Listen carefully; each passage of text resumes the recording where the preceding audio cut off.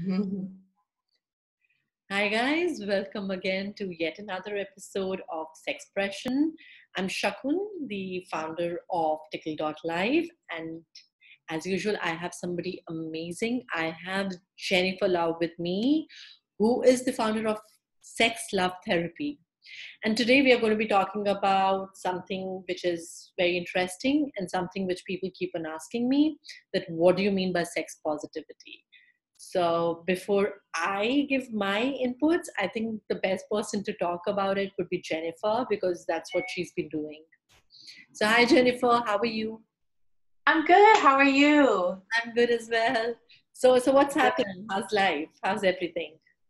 Life is good. I currently live in Austin, Texas, and we are actually in a water crisis. So they're trying to filter our water and clean it and get it to where we can actually consume it at normal levels again. So it's been kind of an interesting situation going on here. But otherwise, work is good, life is good, and I'm happy to be here. Yeah. So, Yeah. so as you know that today our topic is about sex positivity. So, Hmm. something very interesting happened. Few days back, I had posted on Twitter from my own personal account that if I can get in touch with people who believe in sex positivity. And the funny thing is, more than people talking about, hey, I would like to talk about it, there were people who wanted to know more about it.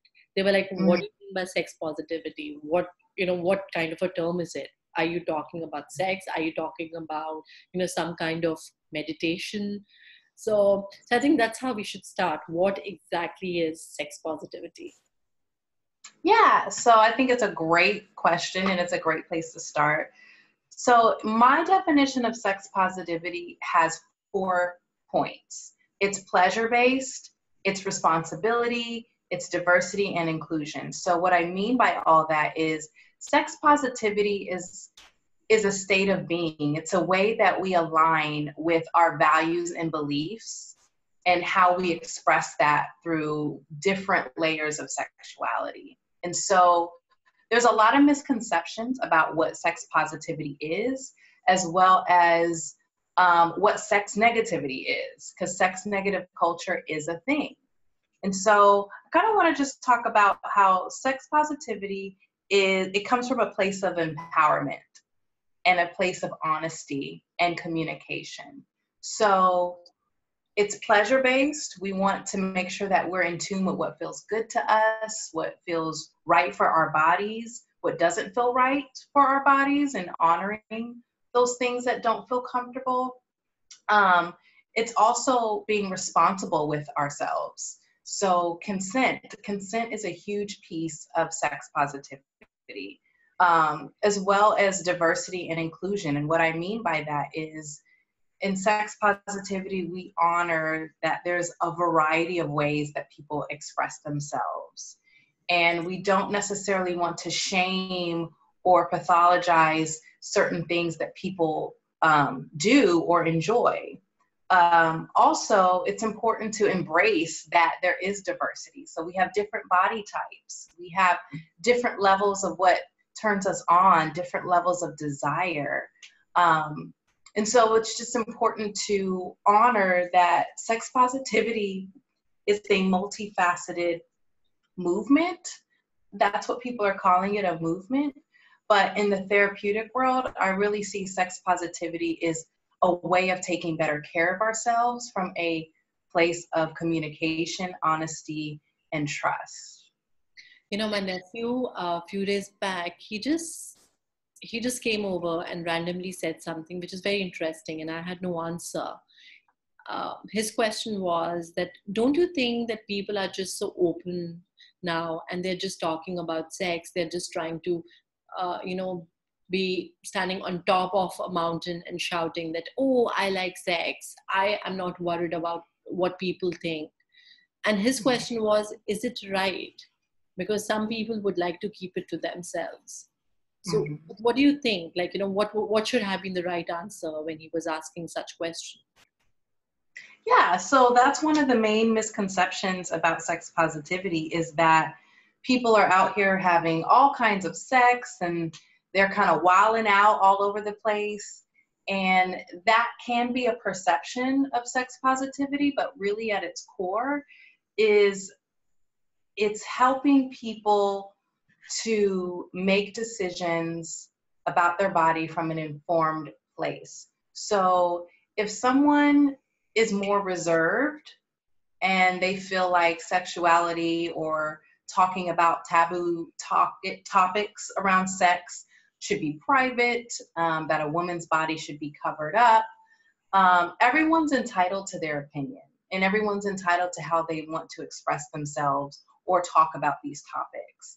But at the core of it is this something that aligns with your beliefs and values and works for you without necessarily shaming somebody else because their particular way of life doesn't work for you? And so to answer the question, I would say, well, everyone has a way of how they want to express themselves. If people are a lot more open about talking about sexuality, then that's their prerogative. And you should accept it. And you should just accept it. You can accept it, yes, but there is, I know, that fine line where it's like, well, no one wants to hear that, but some people can just set boundaries on what they want to be exposed to by changing their filters or surrounding themselves with people who might align more with how they want to express themselves. It's a very taboo, full, multi-layered topic. And so you're going to always run into someone feeling uncomfortable about certain aspects of someone else's expression of sexuality, because we're always working through these stories of what sex is, how sex was taught to us. And it all kind of comes through with how we experience sexuality through other people as well. And so for that. Mm-hmm. So then when we talk about sex negativity, is it about not letting people express, or is it about giving misinformation about a certain topic? Oh, great way. I think it's both. I think sex negativity can feel oppressive and patriarchal and can be shrouded in sometimes religion, based off of, can we pause for a moment? No, you can continue. We'll cut this part. Okay. Okay. I feel like I'm losing my words. So ask me your question again. I love you. So like me. Just so like me. Yes, I'm just like, oh, I don't think I'm making any sense. Okay. No, you are making sense. Just like one suggestion, if you can give some examples, in between, like maybe from your environment, from your patients, from things that are happening, that will be really interesting for people. But otherwise, you're doing amazingly well. Trust me, I am more nervous than you are. So we both are on the same boat here. Okay. We'll start the question again. So, so while we were talking about sex positivity, my next question is, what is sex negativity then? Is it that people are not happy you expressing yourself, or is it about misinformation that people provide about sex? What will you categorize as sex negativity? So sex negative culture presents to me as oppressive, policing, patriarchal, shaming. So examples of sex negative culture could be like slut shaming. There is this back and forth narrative that the way a woman dresses or how she expresses herself and her sexuality, if she's more open about it, and if it appears to be more on like a risque, presentation, then she's slut shamed. And all slut shaming is someone projecting their own stuff onto someone else, like their own issues with sexuality and how it should be expressed, is a version of sex negative culture. I'm sorry to cut you in between, but like sometimes what happens is, if suppose you are in a certain environment, or you are going to a church, or you're going to a country or a city where they follow a certain decorum, they follow a certain way of living, but just because you are of the opinion that I'm sex liberated, I don't care what I wear, irrespective of what sentiments it incites in people. What do you think like a person should do then? Should they follow what people are following, or should they follow what they believe in? So that's a really good question. I believe that it's one thing to be sex positive.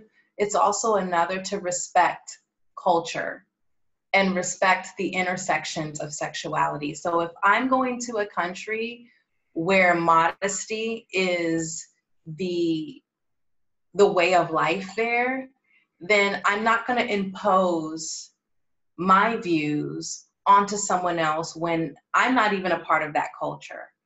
So there is a balance, and that comes back to my 4 principles of what sex positivity is: pleasure, responsibility, diversity, and inclusion. So when it comes to responsibility, that piece, we have a responsibility to also be aware socially of all the various ways that people are repressed sexually.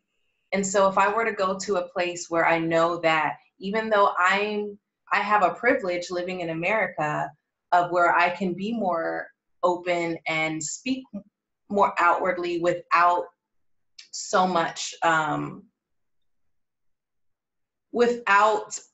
dealing with a lot of recourse outside of, social media and people, sharing whatever's on their mind. That's a privilege I carry, but I have to also be socially aware and acknowledge that not everyone else has that story, has those narratives. Not everyone else has that opportunity to be, quote unquote, sex positive and be able to have healthy dialogues around bodies and sexuality and expression and identity and all these things that come with sexuality. So I think that we also have to educate ourselves on how we talk about being sex positive, because we definitely want to embrace all types of people and all ways of expression, but at the same time, we want to be mindful that sexuality is rooted very deeply in a lot of systems. And sometimes the best way to honor someone is to show them that I'm going to meet you exactly where you are. If I need to cover it up, that's fine. It's all about community and connection. And there's so many ways to express ourselves that don't involve being loud and boisterous and saying, I'm sex positive. So the people that you work with or your patients, what are the major issues that they are, or what level they are on? Would you call them that they are sex positive? Or would you think that it's a journey that they're going through? Like what's going on, with most of the people that you work with?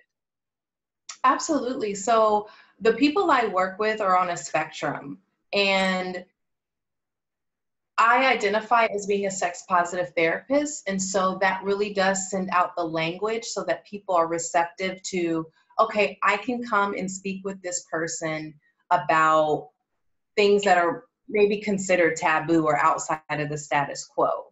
But honestly, when someone's in the room with me, that's when we really start unpacking how much sex negative culture has impacted them, even if they identify as sex positive. They're like, no, I like the fact that I'm poly, or I love the fact that I'm choosing to be celibate. I'm choosing not to have sex because I feel at this point in my life, that's not a place I want to go with my body and share it with other people. But I definitely want to talk about some of the issues I have regarding dating and expressing myself and letting people know that actually I'm not engaging in sex right now, which is kind of a counter narrative that you don't always hear. So I have a spectrum of clients who are on one end not sexually active at all, but they're having to navigate a very sexually immersive like bubble or environment, to the people who are kinky and are just finding ways to negotiate and find out their edges. So it's a spectrum of clients that I work with. And it's interesting how a lot of the things we talk about that are very sex focused also have parallels in other areas of their lives. Yeah. So what are the major taboos that you think as a woman, the cases that you encounter and you work with, they are facing? Like, if I give you from an Indian context, one of the biggest taboo of being a woman is that you're not supposed to have sex before marriage, or you're just supposed to have a certain number of sex partners. So what are the major taboos that that people come to you with, which they have been fighting for, and because of that struggle, they might at the end of the day need you, a therapist, to tell them that it's okay. It's a part of life. Yeah, I think one of the main ones as a woman is that you have to orgasm every time you have sex. And granted, we love orgasms. I mean, it's a beautiful thing. It's a great feeling. But sex doesn't always have to end in climax. You don't have to go into sex with the anticipation of like, I have to come. Sometimes you have to just let your body warm up, give yourself time to just relax. And a lot of women feel like this urgency when they're having sex. And I heard this a long time ago. I think it was like on Dr. Ruth back in the day, talking about how women are crockpots. It takes time to warm and simmer and cook all the way through, and that's okay. Women have a hard time taking up space when it comes to enjoying sex and feeling open and comfortable with our bodies and comfortable with our partners if we are choosing to be with a partner. Another taboo, like sex before marriage, is that as soon as you get married, if you choose to wait, automatically you know what to do. You have the wedding ring on, it's official, the marriage certificate is in the filing cabinet or on the wall, whatever, and you're supposed to automatically know what to do with your body and how to express your needs and desires. And there's a big disconnect there too with a lot of women, is they've been conditioned or through their spiritual evolution, they've been told that they are saving themselves for their husband. And once they get to that threshold and it's time to actually have sex and have this connection, there is a lot that people don't know. So misinformation, tying back to the sex negative conversation we were talking about earlier, is a big piece. We have to, sex is a social skill, and it is important that we kind of learn the language and ways that our bodies work and tick to really make it a pleasurable experience. So that's another thing that comes in quite a bit that I see, is people feeling frustrated that they don't know what to do, and normalizing that it's okay not to know. This is why we have to have these conversations. Yeah. So since we've already talked about what are the major taboos, what are the major misconceptions where sexual positivity is concerned? I think the main thing is that people believe that sex positivity has no boundaries. Like there's no line that anyone can cross, when that's actually the exact opposite. So the main misconception, which is a myth, is that people do whatever they want, but at the same time, people do whatever they want within reason. If they're getting an enthusiastic, yes, let's do this, then that's sex positive. If you are engaging in casual sex, but afterwards you don't feel your best, that's not sex positive. Because what we want people to understand is sex positive is positive sex.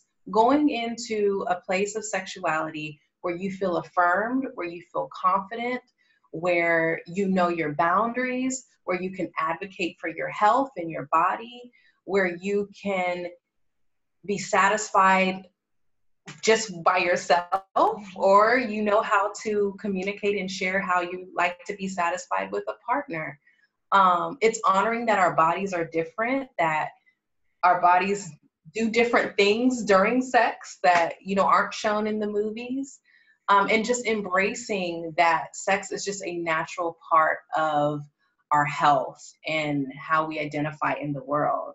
And so, yeah, I think a main misconception is that sex positivity is all about loose boundaries, but I would say that it's about, honestly, structure. There's a little bit of structure there where people are really defining and refining what's right for them, depending on how they identify, or depending on how they want to express themselves, or whatever their beliefs are with sex.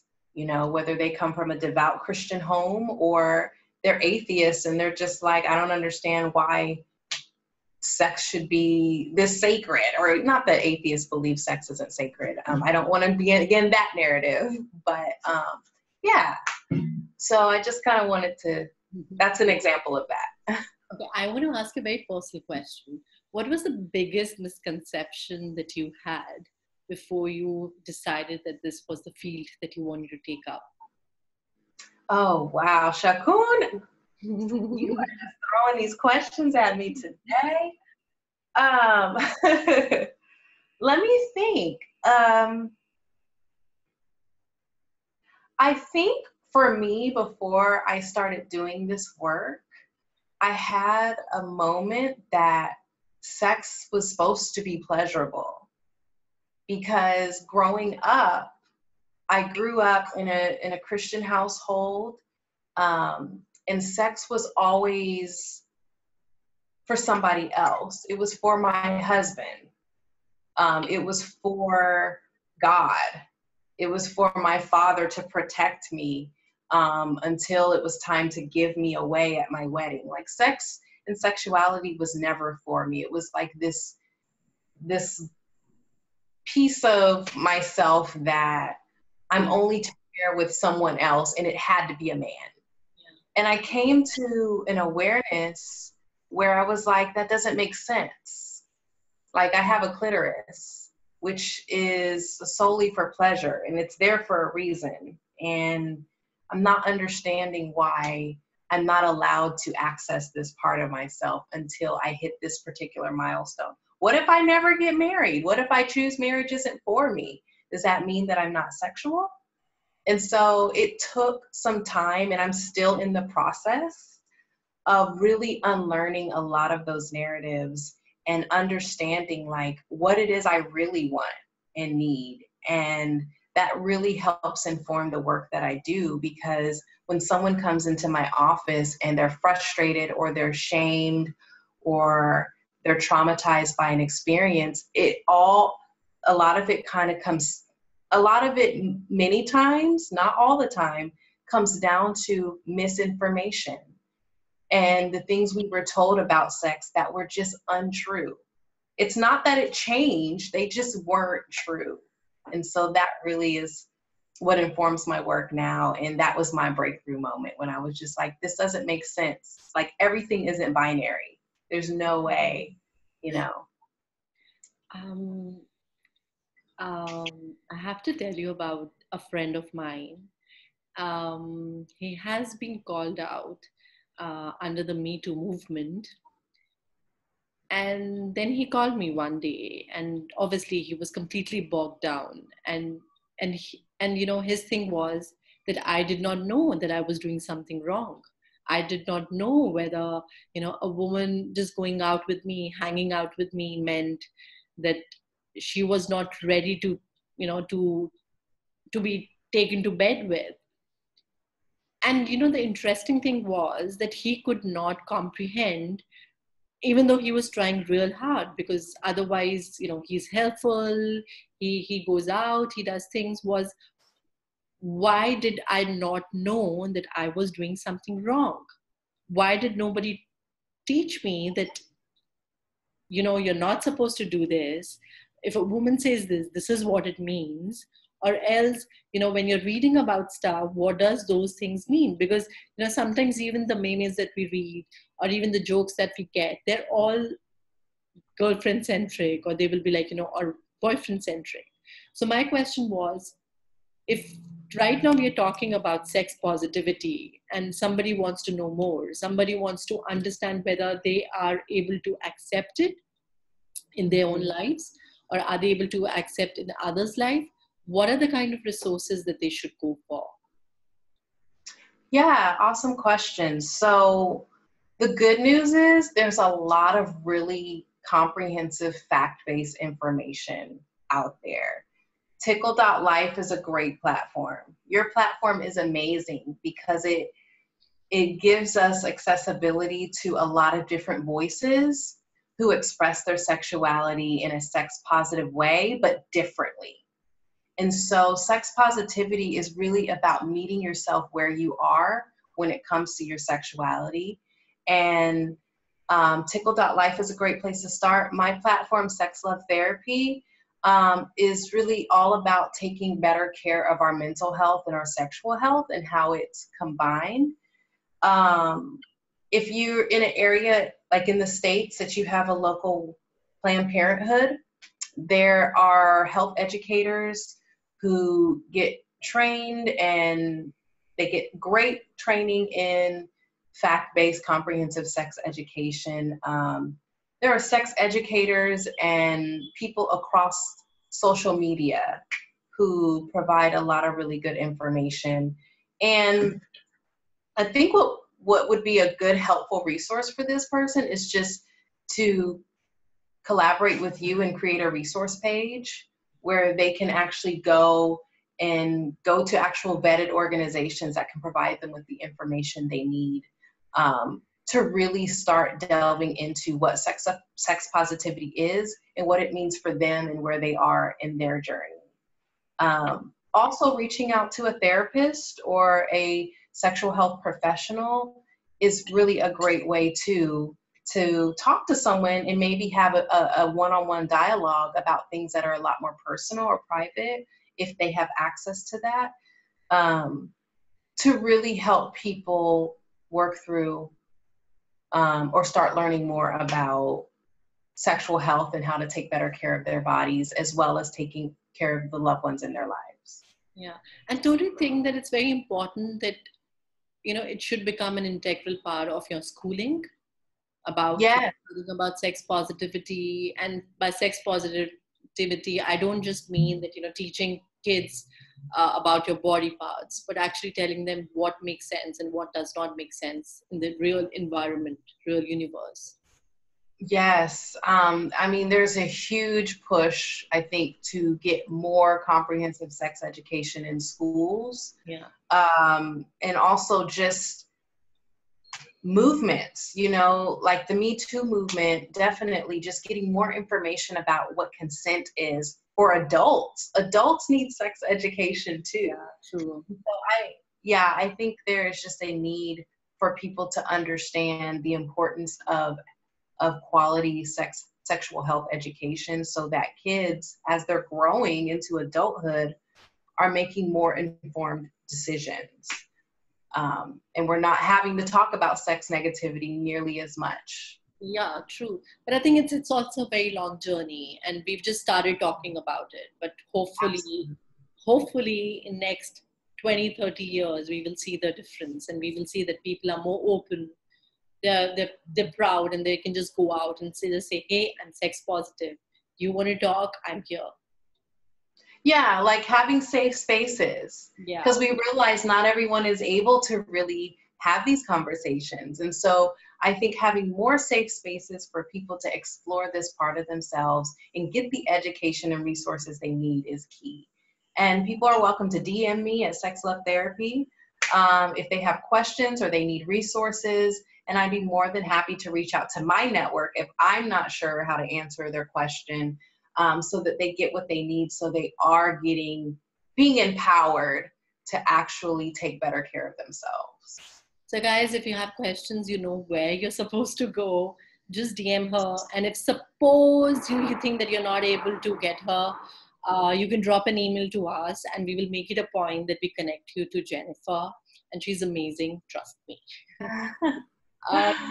So Jennifer, since we've we should wrap up today's episode. So do we have any parting words about sex positivity or what people should be really doing in their life? Actually, more than telling them what they should be, it would be amazing if we can just tell them what not to do. One. Well, the main thing I want people to take away is you're a human and you have an experience. And the most important thing I want people to take away is take better care of yourself. Sexual health is empowering, and owning all the parts of yourself, our sexual side, our spiritual, our intellectual, honoring all the different parts of us is a natural and healthy way to live our lives. So don't dismiss your sex life. It's important. It's important to have a healthy, thriving sex life. And if you are someone who doesn't resonate with sexualities, edit this whole part out. Right. My biggest takeaway is I want people to be informed about sexual health, and I want them to feel that they have spaces to explore these parts of themselves in a healthy way. So my main thing is sex positivity is about reaching out and connecting and having these courageous dialogues with people so that we can just live healthier lives. Thank you so much. This was really, really beneficial. And it's also our tagline, stay educated, safe, sex positive. So thank you guys for listening to us and watching us. And if you have any questions, you can always connect with us and we will be there to answer them. Jennifer is there. I am there. We have so many people. It's a crazy community that we are creating. And in case you have not downloaded the iOS application yet, please go on to the iOS store and download Tickle, TICKLE .LIFE. So see you soon next time. Bye-bye. Bye, Jennifer. Bye. So I will do one.